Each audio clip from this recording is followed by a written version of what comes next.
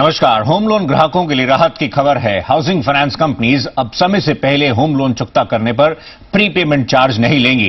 National housing bank ने housing finance companies का निर्देश दिया है। इस नियम के बाद ग्राहक मौजूदा होम लोन को बिना किसी पेनल्टी के चुकता कर पाएंगे। एचडीएफसी और दूसरी हाउसिंग फाइनेंस कंपनियों से होम लोन लेने वालों के लिए ये दिवाली किसी गिफ्ट से कम नहीं है। अगर आपने किसी हाउसिंग फाइनेंस कंपनी से होम लोन लिया है तो उसे समय से पहले चुकता करने पर प्री पेमेंट चार्ज नहीं लगेगा।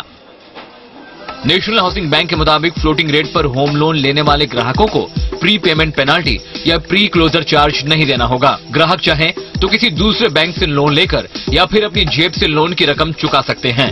फिक्स रेट पर होम लोन लेने वाले ग्राहकों को भी प्री पेमेंट चार्ज नहीं देना होगा अगर वो लोन लेने के बजाय अपने स्रोतों से लोन चुकता करते हैं। प्रीपेमेंट लेवी का जहां तक बात है, उसमें जो बोरोवर्स जो आते हैं प्रीपे करने के लिए, तो वो प्रीपेमेंट लेवी इमीडिएटली ये वेवर या नहीं देना इमीडिएटली लागू है। फ्लोटिंग रेट पे ही हमने ये रखा है। ये फ्लोटिंग रेट सारे फ्लोटिंग रेट लोन्स पे हमने रखा है, लेकिन जहां तक फिक्स रेट लोन्स हैं उसमें जो अपने सोर्सेज से वो दे रहे हैं उस पे प्रीपेमेंट लेवी नहीं होगा। नेशनल हाउसिंग बैंक का ये निर्देश देश की सभी 54 हाउसिंग फाइनेंस कंपनियों पर लागू होगा। देश की प्रमुख हाउसिंग फाइनेंस कंपनियों में HDFC, LIC housing, PNB housing, Dewan housing, Canfin housing, ICICI home finance, GIC housing, first blue home finance, Cent bank home finance और इंड बैंक हाउसिंग शामिल हैं। प्री पेमेंट चार्ज से आजादी मिलने का मतलब है कि ग्राहक मौजूदा लोन को चुकता कर कम ब्याज पर लोन ऑफर करने वाले बैंक्स या एचएफसीज से लोन ले सकेंगे। फिलहाल एचएफसीज और बैंक 4% तक प्री पेमेंट चार्ज वसूलते हैं, जो ग्राहकों पर भारी पड़ता है। रिजर्व बैंक ने होम लोन देने वाले बैंक्स को भी प्री पेमेंट खत्म करने की सलाह दी है, लेकिन बैंक इसमें आनाकानी कर रहे हैं। अमित सिंह, जी बिजनेस। होम लोन ग्राहकों के लिए एक और खुशखबरी भी है। Housing finance companies home loan देने में नए पुराने ग्राहकों में भेदभाव नहीं कर सकेंगी। यानी कि पुराने होम लोन ग्राहक जिस रेट पर लोन की अदायगी कर रहे हैं, नए ग्राहकों को भी उसी रेट पर लोन मिलेगा, ना कि उससे कम ब्याज दर पर। होम लोन ग्राहकों की अक्सर ये शिकायत रहती है कि उनसे ज्यादा ब्याज वसूला जाता है, जबकि नए ग्राहकों को कम दर पर लोन दिया जाता है। ग्राहकों की ये शिकायत दूर करने के लिए नेशनल हाउसिंग बैंक ने हाउसिंग फाइनेंस कंपनियों को नए पुराने ग्राहकों में भेदभाव खत्म करने को कहा है। एनएचबी के मुताबिक फ्लोटिंग रेट पर लोन में यूनिफॉर्मिटी होनी चाहिए। पुराने ग्राहक जिस दर पर लोन चुकता करेंगे, नए ग्राहक को भी उसी दर पर लोन दिया जाएगा। रिस्क प्रोफाइल एक होने पर फ्लोटिंग रेट अलग अलग नहीं हो सकता। पुराने ग्राहक से ज्यादा ब्याज दर वसूलना और नए ग्राहक को कम रेट पर होम लोन देना भेदभावपूर्ण रवैया है, जिसे खत्म करना होगा। बैंक या हाउसिंग फाइनेंस कंपनियां नए ग्राहकों को लुभाने के लिए सस्ते होम लोन के ऑफर लेकर आती हैं। इसमें नए ग्राहकों को कम दर पर लोन दिया जाता है, जबकि पुराने होम लोन ग्राहक हाथ मलते रह जाते हैं। लेकिन अब ऐसा नहीं होगा। बैंक और हाउसिंग फाइनेंस कंपनियां अलग अलग फ्लोटिंग रेट के लिए ये तर्क देते रही हैं कि वो अपने प्राइम लेंडिंग रेट से कम पर लोन दे रही हैं। लेकिन बेस रेट का जमाना आने के बाद बेंचमार्क रेट से नीचे लोन देने का नियम नहीं है, जिसके लिए सिस्टम में बदलाव हो रहा है। शिवानी बंसल, जी बिजनेस। और इस पर चर्चा करने के लिए हमारे साथ खास मेहमान मौजूद हैं। कार्तिक जावेरी साहब हैं, जो कि ट्रांसेंड कंसल्टिंग से हैं। गुड इवनिंग, स्वागत है आपका कार्तिक साहब। साथ ही हमारे साथ जयंत पाय साहब रहेंगे, पराग पारेख फाइनेंशियल एडवाइजरी सर्विसेज से। जयंत साहब नमस्कार, आपका भी स्वागत है कार्यक्रम में। कार्तिक साहब, अगर हम इनिशियल कमेंट आपसे लेना चाहें, जो नेशनल हाउसिंग बैंक की तरफ से जो गाइडलाइंस आई हैं, जो दिशा निर्देश हैं, उसमें अपने आप में, क्योंकि होम लोन एक बड़ा सेगमेंट है, ग्राहकों के लिए एक बड़ी राहत रहने वाली है, क्योंकि प्री पेमेंट को लेकर एक जिस तरह से जो पेनल्टी रहती थी, उस चार्ज के चलते ग्राहक जो अट्रैक्टिव ऑफर्स होती थी उस तरफ नहीं बढ़ पाते थे इतना इजीली, क्योंकि एक तरफ प्री पेमेंट चार्जेस, दूसरी तरफ प्रोसेसिंग फी होती थी और काफी सारे और इश्यूज को देखकर कॉल ली जाती थी। लेकिन अपने आप में ये हटने से आप इसको एक कस्टमर्स के एंगल से एक वेलकम मूव देखते हैं। जी बिल्कुल, इसमें कोई दो राय नहीं है कि ये एक बहुत ही अच्छा सा प्रावधान किया है एनएचबी ने, और इससे बहुत सारे लोगों को फायदा होगा।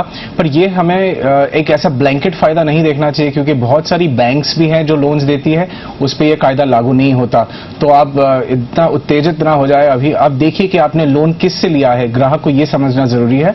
और जो अभी की जो ब्याज दरें चल रही हैं, उस ब्याज दरों में इससे अच्छा कोई दिवाली प्रेजेंट हो ही नहीं सकता था कि प्रीपेमेंट पेनल्टीज और प्रीपेमेंट चार्जेस को वेव कर दिया है। तो मेरे ख्याल से एक बहुत ही अच्छा मूव है और लाखों ग्राहकों को इसका बहुत फायदा होगा। जी जैन साहब, जिस तरह से भी कार्तिक जी ने एक एंगल को टच किया, जहां तक बैंक्स की बात है, क्योंकि रिजर्व बैंक की तरफ से सजेशंस तो आई थी, लेकिन बैंक समहाउ उतने भी कंफर्टेबल नहीं है, अपने रीजंस दे रहे हैं। देखते हैं आगे जिस तरह से बैंकिंग रेगुलेटर कैसे बढ़ता है, लेकिन हाउसिंग फाइनेंस कंपनीज ने तो एक कदम आगे रख दिया है, इंप्लीमेंट कर दिया गया है। इश्यूज इसमें भी काफी हैं, लेकिन समहाउ ये फ्लोटिंग रेट के लिए ऊपर रहने वाला है। और यहां पर अगर हम जनरली देखें, ज्यादातर लोग जो लेते हैं वो फ्लोटिंग रेट पर ही है, क्योंकि फिक्स्ड अपने आप में पूर्ण रूप में वो फिक्स नहीं होता। तो आप किस तरह से देख रहे हैं, कैसे आप इसको ओपनिंग कमेंट में समझाएंगे? हाँ, क्योंकि ज्यादातर लोन्स फ्लोटिंग रेट हैं तो लोगों को डेफिनेटली इसमें फायदा होगा। लेकिन क्योंकि अभी तक बैंक्स उनके ऊपर कोई ऐसा कंपल्शन नहीं है ये लागू करने को, तो जैसे कि हमको ये देखना पड़ेगा कि हाउसिंग फाइनेंस कंपनीज कैसे रिएक्ट करते हैं इसको, and the leader specially HDFC, क्योंकि एचडीएफसी के कॉस्ट ऑफ फंड सबसे कम है। तो वो जैसे रिएक्ट करता है वैसे ही बैंक्स को भी रिएक्ट करना होगा। लेकिन इसमें मुझे लगता है कि एटलीस्ट 1-2 महीने तो जाएंगे जी, and then we'll see how it works. Absolutely. Jaipur से आइए हम सवाल जवाब के सिलसिले को शुरू करते हैं। पहला प्रश्न जयपुर से आ रहा है, आलोक जैन साहब इस समय लाइन पर हैं। आलोक साहब प्लीज आप बताइए, प्रश्न बताएं। सर, मैंने एचडीएफसी से हाउसिंग ले रखा है जी, और मैं जब उनके पास जाता हूं तो हर दूसरे या तीसरे महीने वो ब्याज रेट बढ़ा देते हैं। वो कहते हैं कि मार्केट की रेट से ब्याज चल रहा है जी। हालांकि वो मेरे को एक ऑफर देते हैं कि अगर आप पीएलआर से कम रेट चाहते हैं तो आप 0.5% मुझे एक्स्ट्रा दीजिए। वो 0.5% मेरे को एक्स्ट्रा देना पड़ता है, और फिर वो कुछ पीएलआर से डाउन करके मेरे को देते हैं कि आपका अब ब्याज इतना कम हो गया। क्या ये सही है? क्या एचडीएफसी ऐसा कुछ एक्स्ट्रा चार्ज कर सकती है अपने ग्राहकों से? एक्स्ट्रा इन द सेंस, क्योंकि आपने आलोक साहब ये देखा होगा, ब्याज दरों में कई बार इजाफा हुआ है, इंटरेस्ट रेट्स कई बार बढ़े हैं पिछले साल भर में। आपने देखा होगा इन्फ्लेशन को कंट्रोल में करने के लिए।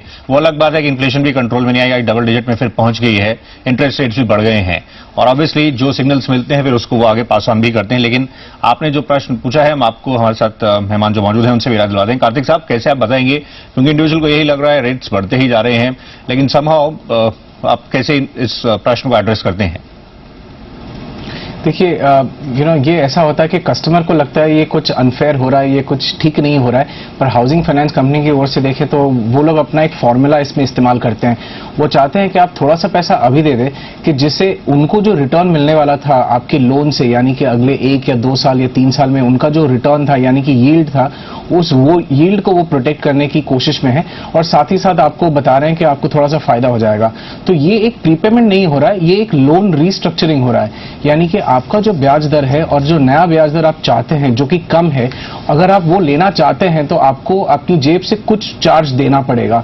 तो ये लोन रीस्ट्रक्चरिंग वाला चार्ज है, ये प्रीपेमेंट नहीं है। पर मेरे ख्याल से मेरी ये सजेशन है मेरा ये आलोक जी, कि ये करने के बजाय आप क्यों ना थोड़ा सा प्रीपेमेंट ही कर दें। अगर आपसे ये पॉसिबल है, अगर आप थोड़ा सा ऐसा सरप्लस फंड अभी रखते हैं और अगर ऐसी कोई उम्मीद बनती है तो आप थोड़ा सा प्रीपेमेंट कर दीजिए। उसमें भी जितनी इंटरेस्ट की बचत हो जाएगी आपकी, उतना ही इंटरेस्ट की बचत ये चेंज करने से होगा, और आप थोड़ा सा पैसा आपकी जेब से वैसे ही देना पड़ेगा आपको जी। अच्छा जैन साहब, इसमें एक जिस तरह से हम पहलू और अगर हम छुएं, ओन सोर्सेज से अगर प्रीपे किया जाता था तो कई बैंक्स वैसे भी हम देख रहे थे कि उस तरह से चार्जेस नहीं लेते थे। लेकिन जहां तक हाउसिंग फाइनेंस कंपनीज की बात है, अगर कोई इंडिविजुअल प्रीपे करने का सोचता है और अपने सोर्सेज से नहीं कहीं से बोरो कर प्रीपे करने का सोचता है, तो इन दैट केस ये मौजूदा जो नई गाइडलाइंस है, अब क्या इस पर कहती हैं?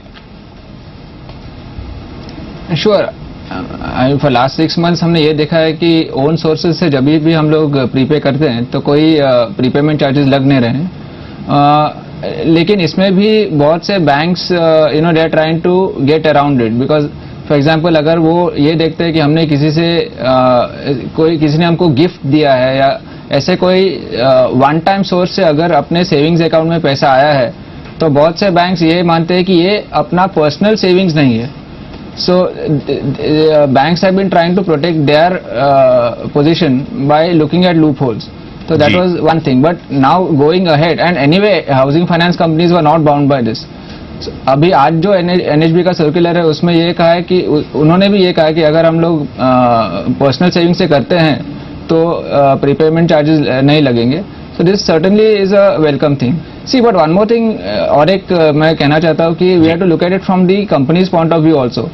See, because it is not fair actually that अगर हम लोग refinance कर रहे हैं तो हम लोग कहीं से कम दर में लोन लेके किसी और को रीपे कर रहे हैं. So I feel that taking this prepayment penalty was not really unfair. But anyway, अगर NHB ने ये सर्कुलर में कहा है तो अच्छा ही है. इनफैक्ट जैसे आप कहते हैं हाउसिंग फाइनेंस कंपनीज ऐसा भी कह रही हैं कि इसमें एसेट लायबिलिटी मिसमैच भी रहेगा, क्योंकि जिस तरह से अगर प्रीपेमेंट को लेकर जो चार्जेस, क्योंकि उनका एक पूरा गणित होता है वो बिगड़ सकता है.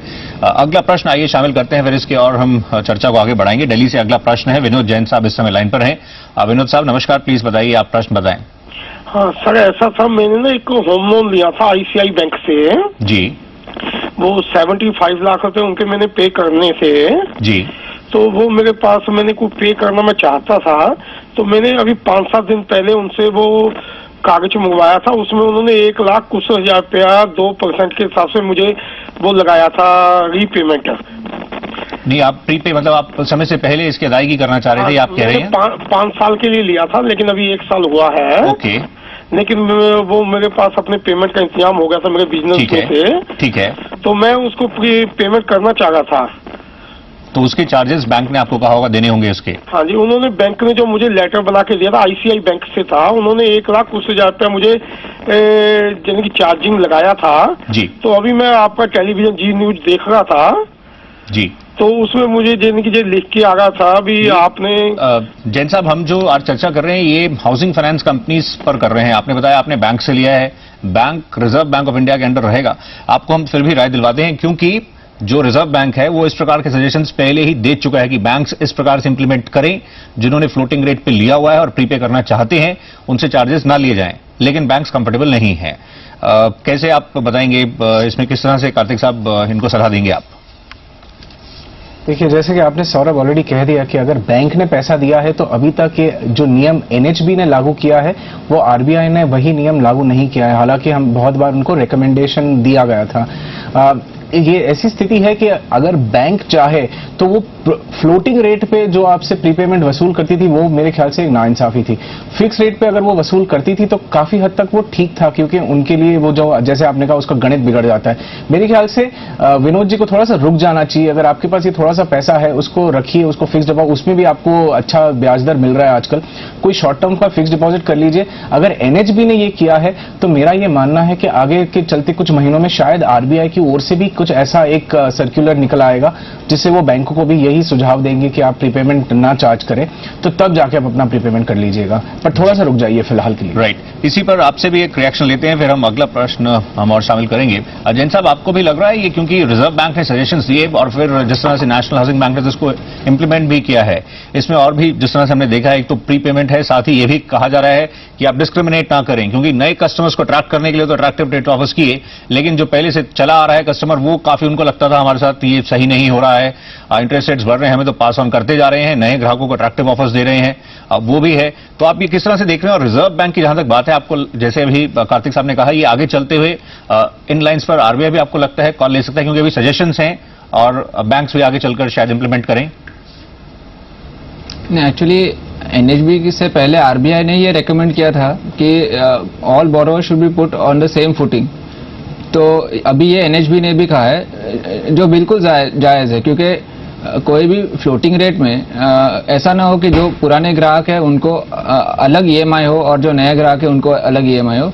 भले ही बैंक्स का एक्चुअल फंडिंग कॉस्ट में थोड़ा फर्क हो सकता है, but they make it up on an overall basis. तो एक ये अच्छा है कि सभी ग्राहकों को सेम रेट मिलेगा आगे से.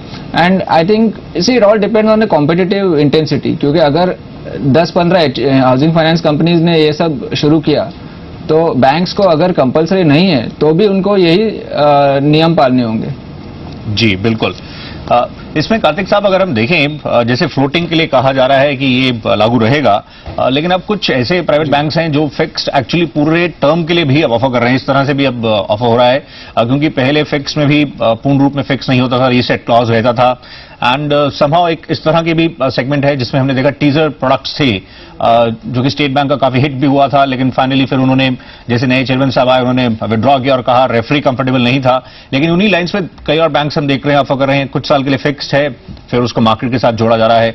तो ये मतलब सिर्फ फ्लोटिंग पर ही लागू होगा, और जो बाकी टीजर टाइप प्रोडक्ट्स हैं या इनफैक्ट जो पूर्ण रूप में फिक्स्ड आ रहे हैं, क्या उस पर ये लागू नहीं होगा? नहीं, देखिए, अगर एक रूल बन जाता है तो सारी HFCs को, हाउसिंग फाइनेंस कंपनीज को रूल तो एक ही फॉलो करना है। पर बहुत बार क्या होता है सौरभ कि ये जैसे मौसम का स्वाद है, फ्लेवर ऑफ द सीजन, क्योंकि ब्याज दरें बढ़ रही हैं तो लोगों को डर लगता है कि अगर मैं अभी लोन ना ले लूं और 6 महीने के बाद लूं तो मेरा ब्याज दर और ज्यादा बढ़ जाएगा। तो उसके लिए लुभाने के लिए लोग जो है वो फिक्स रेट को फिक्स कर रहे हैं कि 5 साल के लिए फिक्स्ड है, 10 साल के लिए फिक्स्ड है। अगर हम 4-5 साल पीछे चले जाएं और 2007 और 2006 की अगर बात करें, जब ब्याज दरें करीब 7, 7.5, 8% भी थी, तभी हमें 7% और 8% वाले फिक्स रेट लोन भी मिलते थे। तो दोनों ही सूरतों में दोनों ही चीजें बैंक करती है, बैंक को बिजनेस करना है, पर हमें एज ए कंज्यूमर हमें थोड़ा सोच विचार के आगे चलना है। मेरे ख्याल से अभी की तारीख में किसी को भी फिक्स लोन में घुसना नहीं चाहिए, या अगर ऐसा कोई प्रोडक्ट है तो उसको नहीं लेना चाहिए, बल्कि फ्लोटिंग रेट में लेना चाहिए। आगे 6 से 12 महीनों में या मैक्सिमम 18 महीनों में ब्याज दरें नीचे उतरना शुरू हो जाएंगी, जब ठीक ठाक हो जाएगा इकोनॉमिक जो माहौल है हमारा, और उसके बाद उनको फायदा ही होगा। तो मेरे ख्याल से अभी की तारीख में सिर्फ फ्लोटिंग को देखें। राइट, तो ये हमारी खास पेशकश चल रही है। हमारे साथ 2 खास मेहमान बने हुए हैं, जयंत पाय साहब हैं, कार्तिक जावेरी साहब हैं। हम स्पेसिफिकली बातचीत कर रहे हैं जो नेशनल हाउसिंग बैंक की तरफ से कदम उठाया गया है। आप प्री पेमेंट अगर आप करते हैं अपने होम लोन की और फ्लोटिंग सेगमेंट में, तो उसमें किसी प्रकार से कोई चार्ज नहीं होगा। आपके पास अभी आजादी रहने वाली है, आप मूव कर सकते हैं, लेकिन इसमें और तमाम इश्यूज हैं जिनको हम टच कर रहे हैं। वक्त एक ब्रेक का है। अगर आप ये कार्यक्रम के साथ जुड़ना चाहते हैं तो अपने प्रश्न सीधा हमें आप इस नंबर पर डायल कर सकते हैं, हमें ज्वाइन कर सकते हैं। ये टोल फ्री नंबर है 1800-180-3545 और ये लैंडलाइन नंबर है 0120, नोएडा का कोड है, एंड देन 4258237। तो इस तरह से आप इस कार्यक्रम में पार्टिसिपेट कर सकते हैं। हम जल्दी लौट कर आते हैं।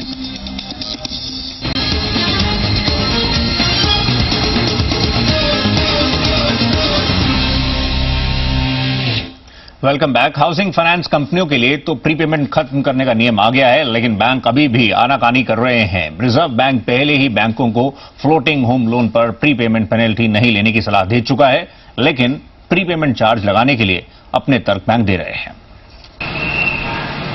रिजर्व बैंक की अपील के बावजूद बैंक्स होम लोन पर प्रीपेमेंट चार्ज खत्म करने के लिए तैयार नहीं दिख रहे हैं। आरबीआई ने बैंकों से कहा था कि वो फ्लोटिंग रेट पर दिए गए होम लोन को समय से पहले चुकता करने पर प्री पेमेंट चार्ज नहीं लें।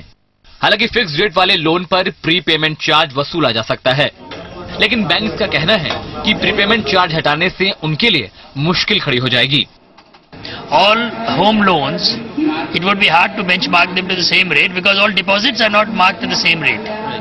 You raise deposits at different time and you keep the rates as per the contracted rates. We are trying our best to protect the customer's ability to pay on time by probably stretching the repayment period within a reasonable framework.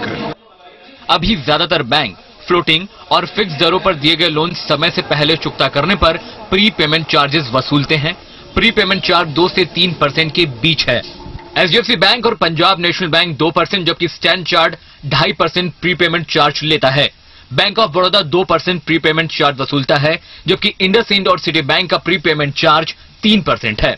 It will impact banks who have high concentration of, let's say, fixed price loans, which will need to be repriced in this, let's say, new regime.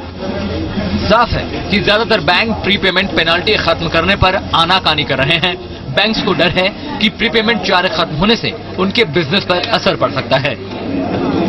Kolkata से देवदत्ता घोष के साथ अमित सिंह, दी business, Delhi.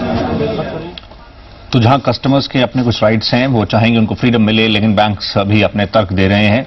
देखते हैं किस तरह से आगे बढ़ता है। लेकिन अगला प्रश्न अब जो आ रहा है वो चंडीगढ़ से है। प्रश्न पूछने के लिए समय लाइन पर है Neeraj Kumar ji.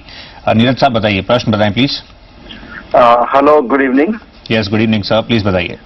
My question is same related to the floating rate, new customer versus to existing customer. Actually, I had taken home loan from HDFC Bank. Yeah.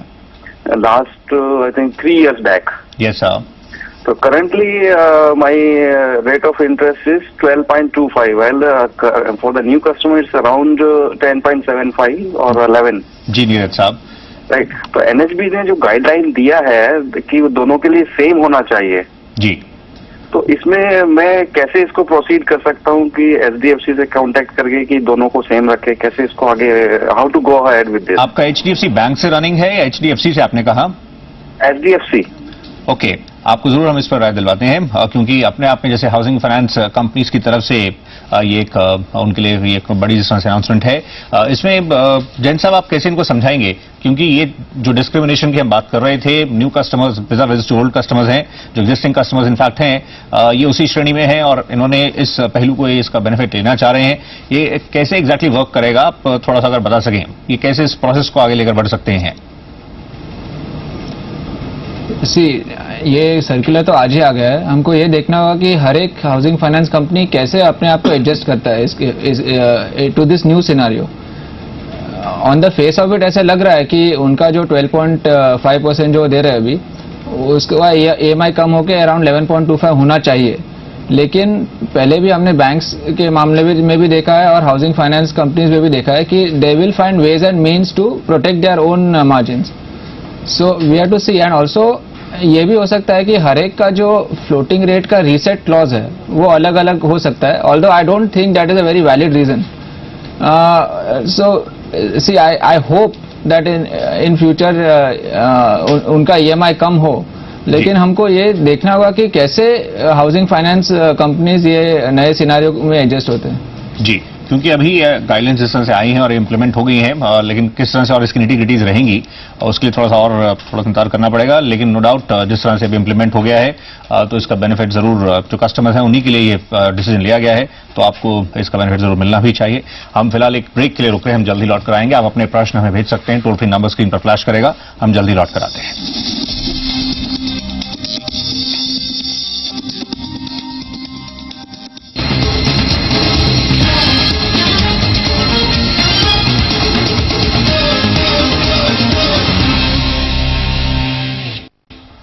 Welcome back, आप देख रहे हैं हमारी खास पेशकश होम लोन सेगमेंट पर, और दो खास मेहमान बने हुए हैं। कार्तिक जवेरी साहब हैं, जयंत पाय साहब बने हुए हैं, और अगला प्रश्न नागपुर से आ रहा है।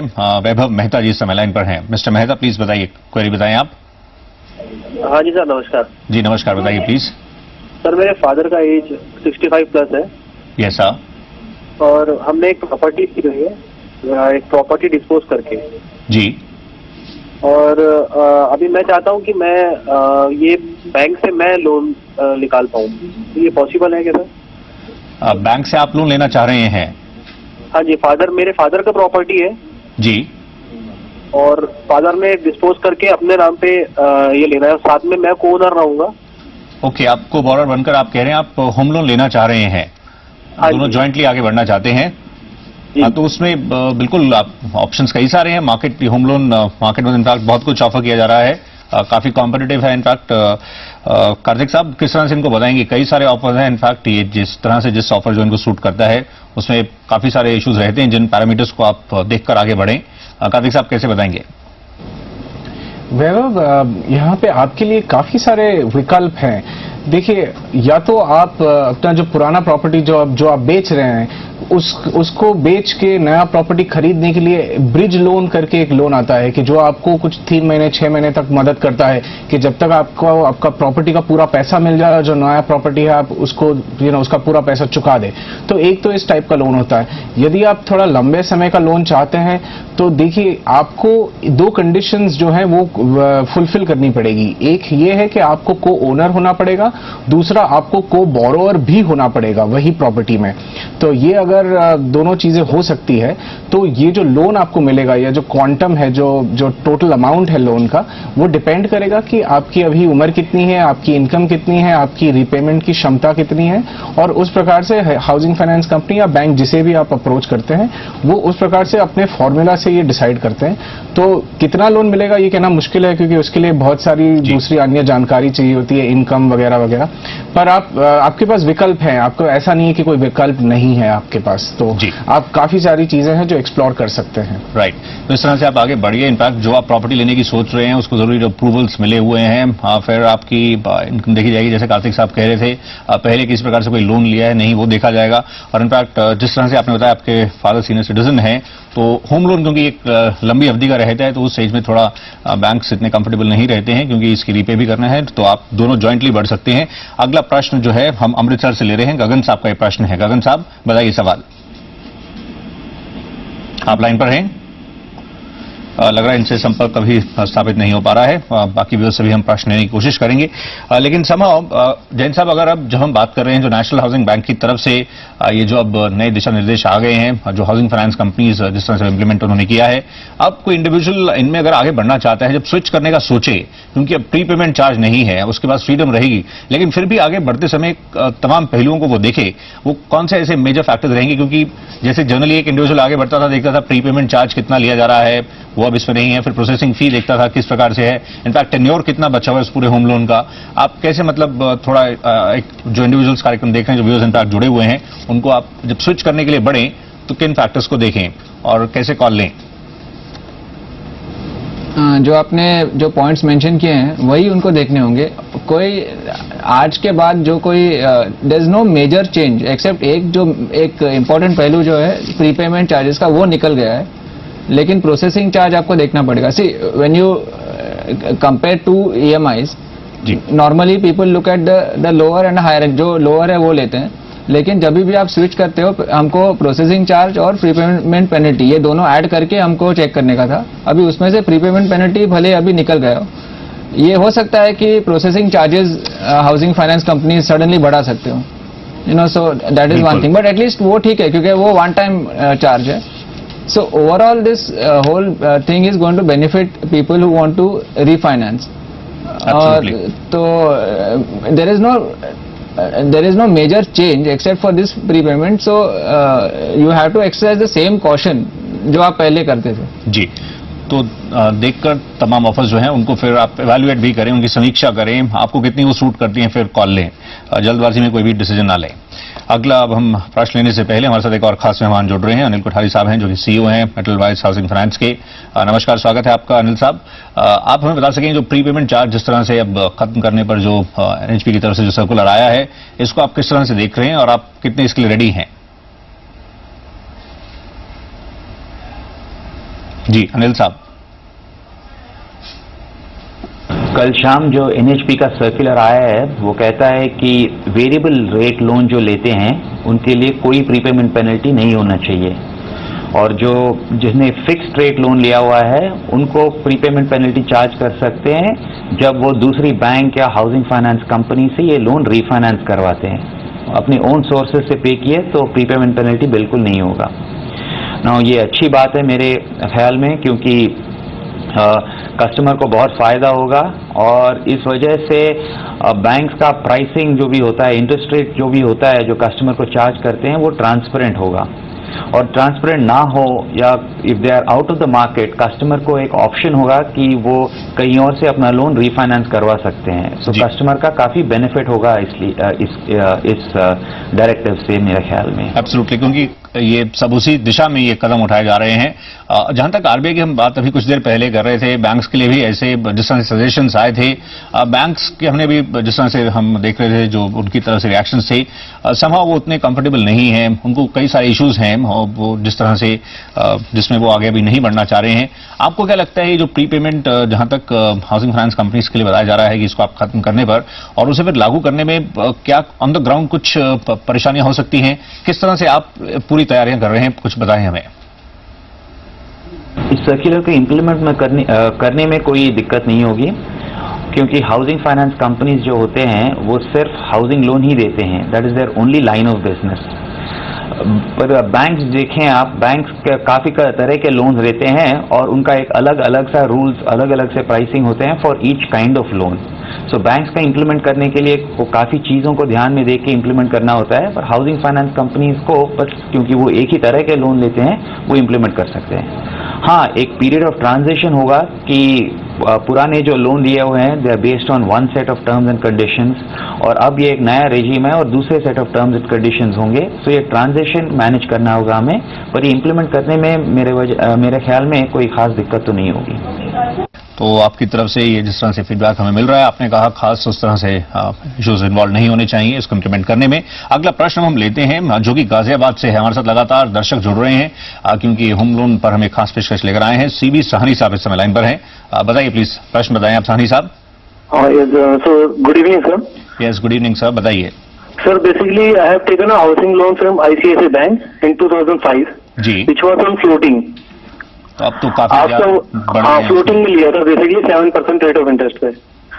Afterwards I fixed it because it was increasing within 2-3 years, the rate of interest started going on increasing, so I fixed it for that. फिर फिक्सिंग मैंने किया था 10.75 पे। आपने किया था 10.75?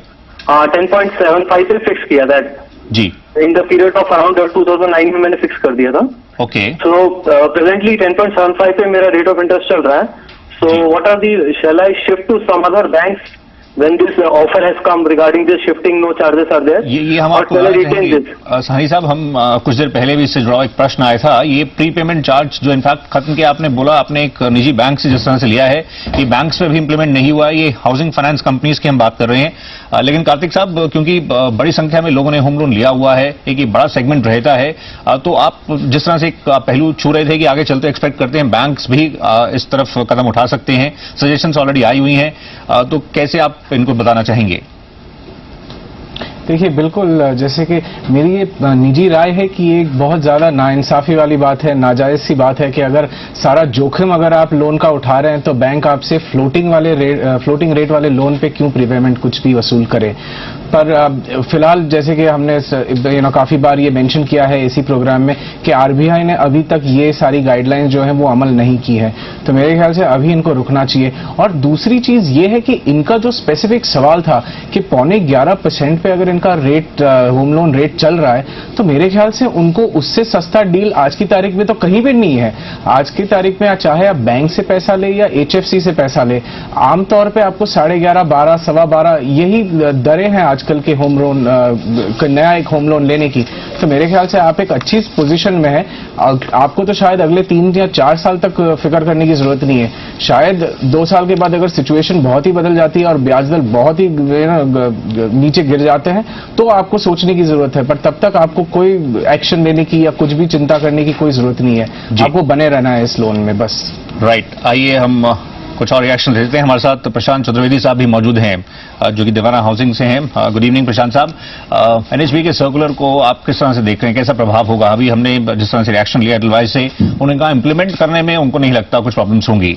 आप इसको किस तरह से व्यू कर रहे हैं और क्या किसी प्रकार से आपको कुछ इस पर और स्पष्टीकरण चाहिए, कुछ और क्लैरिफिकेशन, या किस तरह से आप ये देख रहे हैं? क्योंकि कुछ इस प्रकार के भी रिएक्शंस हैं जिसमें कंफर्टेबल भी नहीं है लेकिन कुछ जिस तरह से वेलकम भी कर रहे हैं, आप कैसे समझाएंगे? हमने नेशनल हाउसिंग बैंक से इसके ऊपर क्लैरिफिकेशन मांगने वाले हैं कि हम लोग इसको कैसे इम्प्लीमेंट करें फिक्स रेट लोन पे और वेरिएबल रेट लोन पे।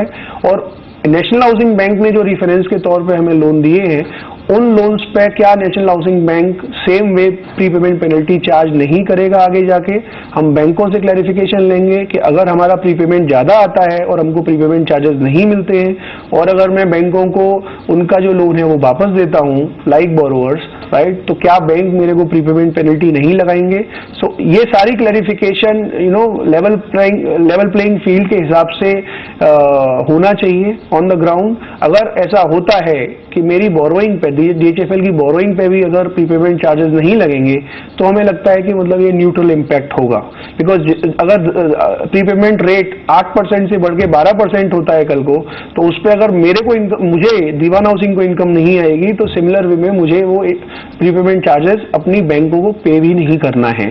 तो ये सारे क्लैरिफिकेशन मुझे लगता है अगले 1 महीने के अंदर आएंगे, तब हम लोग बेहतर सिचुएशन में होंगे कि आपको इसके ऊपर फर्दर जानकारी दे सकें। बिल्कुल, आपने ये काफी इंपॉर्टेंट इश्यूज रेज किए हैं। हमारे साथ दो एक्सपर्ट्स भी मौजूद हैं, हम उनसे भी राय लेंगे।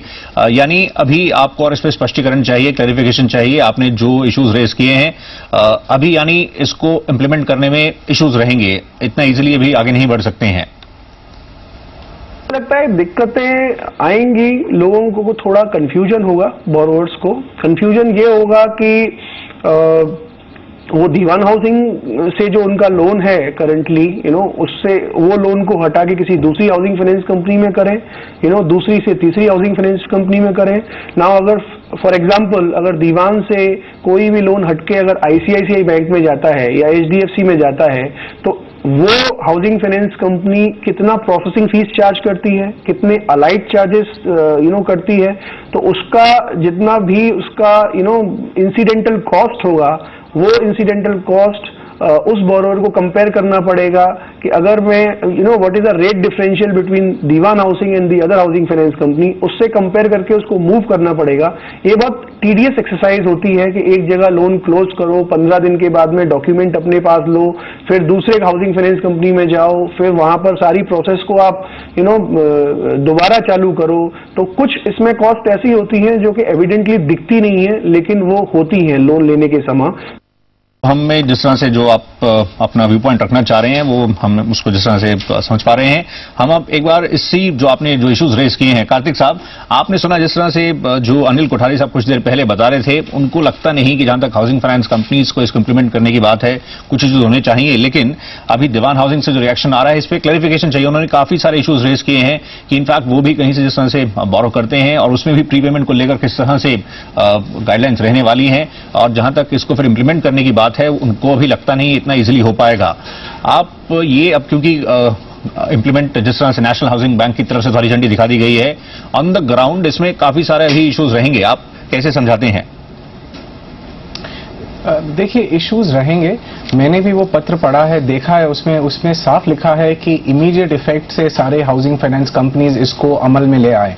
तो ये अलग बात है कि अगर आप अपने हाउसिंग फाइनेंस कंपनी के पास जाते हैं और कहते हैं कि मुझे अगर ये चेंज करना है या कुछ प्रीपेमेंट करना है तो आप मुझसे चार्ज ना ले, क्योंकि उनके भी इश्यूज हैं, जो भी उनकी समस्याएं हैं वो भी जायज है, उनको थोड़ा सा वक्त लगेगा। मेरी सिर्फ कंज्यूमर से ये एक गुजारिश है कि इतना जल्दी में जल्दबाजी में कल का कल आप न चले जाए हाउसिंग फाइनेंस कंपनी में, थोड़ा सा रुक जाए। अगर आपको आपकी एचएफसी ये बताती है कि अभी हम ये नहीं करेंगे, शायद उनको भी थोड़े से सवाल है उनके जिसके जवाब वो चाहते हैं, जैसे कि हमने सुना अभी दीवान हाउसिंग से, तो थोड़ा सा रुक जाइए। 2-4 हफ्तों की बात है, क्योंकि पत्र के हिसाब से तो आपको इस गाइडलाइन को इमीडिएटली यानी कि तुरंत लागू करना है, पर अगर उनको लागू करने में थोड़ा सा समय निकल जाता है तो 1 महीने में दुनिया इधर की उधर तो नहीं हो जाएगी। तो मेरे ख्याल से जो हम ग्राहक हैं वो थोड़ा सा रुक सकते हैं 1-आध महीने के लिए एट द मोस्ट, और उसके बाद जाके अपना प्रीपेमेंट कीजिए या जो भी रिफाइनेंस करवाना है वो कीजिए। जी, तो काफी आप जो इश्यूज इसके इन्वॉल्व हैं, आप सभी पहलुओं को आप उन पर बारीकी से उनको देखें और कुछ भी डिसीजन लेने से पहले आप पहले उनको इवैल्यूएट करते हुए आगे बढ़ें। हम एक और ब्रेक के लिए रुक रहे हैं। आप अपने प्रश्न हमसे जिस तरह से जुड़ना चाहें तो प्रश्न पूछने के लिए आप टोल फ्री नंबर पर कॉल कर सकते हैं, नंबर स्क्रीन पर होगा। हम आखिरी सेगमेंट के साथ बस जल्दी लौट कर आते हैं। होम लोन बाजार पर एक खास पेशकश जारी रहेगी।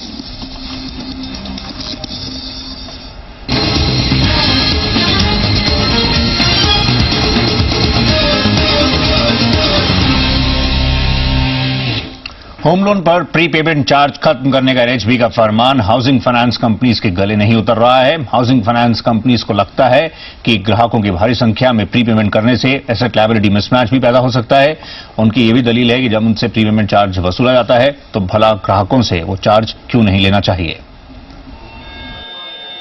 होम लोन प्रीपेमेंट पर पेनल्टी खत्म होने से हाउसिंग फाइनेंस कंपनियों से लोन लेने वाले ग्राहक तो खुश है, लेकिन हाउसिंग फाइनेंस कंपनियां परेशान हैं। हाउसिंग फाइनेंस कंपनियों की दलील है कि प्रीपेमेंट चार्ज न वसूलने के एनएचबी के आदेश से उनके बैलेंस शीट पर असर पड़ेगा, क्योंकि उनके एसेट और लायबिलिटी में अंतर दिखेगा।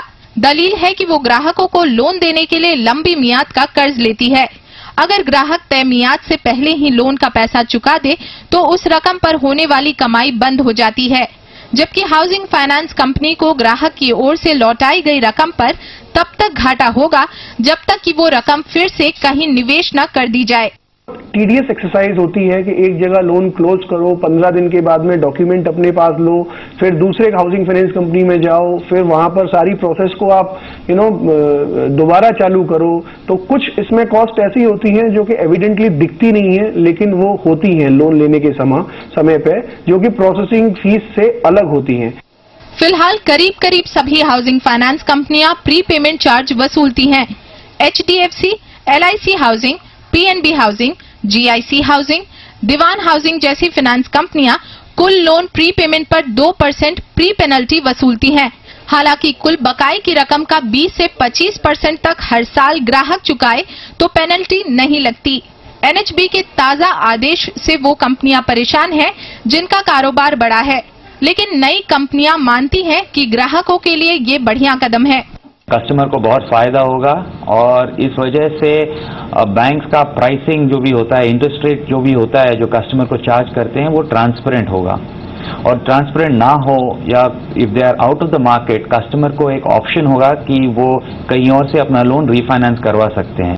नेशनल हाउसिंग बैंक के आदेश से हाउसिंग फाइनेंस कंपनियों को भले ही दिक्कत हो, लेकिन ग्राहकों के लिए ये बड़ी राहत होगी, क्योंकि शहरों से करीब 80% लोग कर्ज लेकर ही घर खरीदते हैं। सलोनी शुक्ला, जी बिजनेस, मुंबई।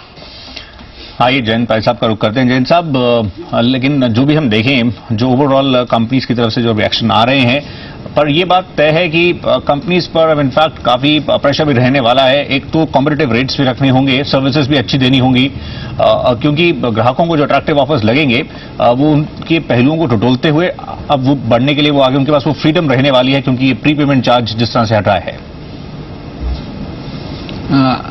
जो दो स्पीकर से, एक एडलवाइस से और दूसरा दीवान हाउसिंग से, दोनों ने जायज पॉइंट्स रेज किए हैं। एक ने तो उन्होंने कहा है कि हाउसिंग फाइनेंस कंपनीज को कोई ऑप्शन नहीं है, उनको सब जो भी चेंजेस है वो तो लागू करने होंगे। ऑल्सो मिस्टर चतुर्वेदी ने कहा है कि जो हिडन कॉस्ट है उनको भी मद्देनजर रखना होगा। So this is the best way to go about it, क्योंकि वी शुड नॉट जस्ट, जैसे कार्तिक जी ने भी कहा कि don't just go to switch because you are allowed to do it. So थोड़ा आप रुको और फिर देखो कि हर एक कंपनी क्या क्या ऑफर्स लेके आते हैं एंड टोटल कॉस्ट देखो, total cost of switching rather than just the headline cost. जी, फाइनल कमेंट आपसे लेना चाहेंगे, जिस तरह से हमारे साथ दोनों मेहमान मौजूद रहे हैं। हम कार्तिक साहब आपसे जानना चाहेंगे स्पेसिफिकली ये जिस तरह से लगातार बदलाव हो रहे हैं, पीछे हमने देखा यूलिप को लेकर जो नए नॉर्म्स आए थे, या इनफैक्ट म्यूचुअल फंड से जो एंट्री लोड हटा था, हमने टेलीकॉम में देखा जिस तरह से मोबाइल में ये पोर्टेबिलिटी इंप्लीमेंट हुई, मेडिकल इंश्योरेंस में भी पोर्टेबिलिटी आई है, ये हाउसिंग फाइनेंस कंपनीज में भी जिस तरह से ये प्री पेमेंट चार्ज हटाने की बात हो रही है, ये कहीं ना कहीं निकल कर आ रहा है कस्टमर के लिए काफी कुछ कई क्षेत्रों में हो रहा है, और इनफैक्ट वो उसका इन सभी जो अलग अलग कदम उठाए गए हैं काफी फायदा भी ले सकता है, लेकिन काफी उसको सोच समझ कर। जी बिल्कुल, सोच समझ कर ही चलना यही मंत्र है, क्योंकि बहुत सारे रेगुलेटर्स हैं, बहुत सारे क्षेत्रों में बहुत सारा डेवलपमेंट हो रहा है, प्रगति हो रही है, लोगों की भलाई के बारे में सोचा जा रहा है। ये बहुत ही अच्छी चीज है और सुनने में, देखने में, अमल करने में बहुत ही आनंद आता है ये सब देख के।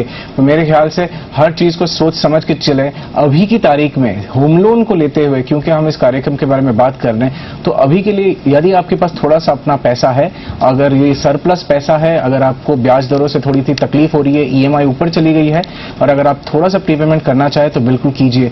अगर आप रीफाइनेंस कराएंगे तो डेफिनेटली आपको प्रीपेमेंट देना है, ये बिल्कुल मत भूलिएगा।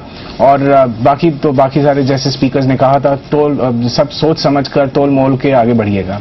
जी, इसी नोट पर हम कार्यक्रम को वाइंड अप करेंगे। कार्तिक जवेरी साहब शुक्रिया पार्टिसिपेट करने के लिए। जयंत भाई साहब आपका भी धन्यवाद, और अनिल साहब आपका भी शुक्रिया, साथ ही प्रशांत चतुर्वेदी साहब भी जुड़े दीवान हाउसिंग से, आपका भी शुक्रिया, और दर्शकों का भी धन्यवाद। फिलहाल अभी के लिए इतना ही। एक खास पेशकश रही, जिस तरह से नेशनल हाउसिंग बैंक की तरफ से सर्कुलर जारी कर दिया गया है और फ्लोटिंग रेट पर जिन सब ने होम लोन लिया हुआ है और उसको प्रीपे करना चाह रहे हैं, तो उसमें किसी प्रकार से कोई चार्ज नहीं होगा, इंप्लीमेंट किया गया है। साथ ही डिस्क्रिमिनेशन जो थी, जो एग्जिस्टिंग कस्टमर्स और न्यू कस्टमर्स के बीच, उसको भी बांटने की कोशिश की गई है, यानी एक समान, एक लेवल प्लेइंग फील्ड देने के लिए प्रयास किए जा रहे हैं।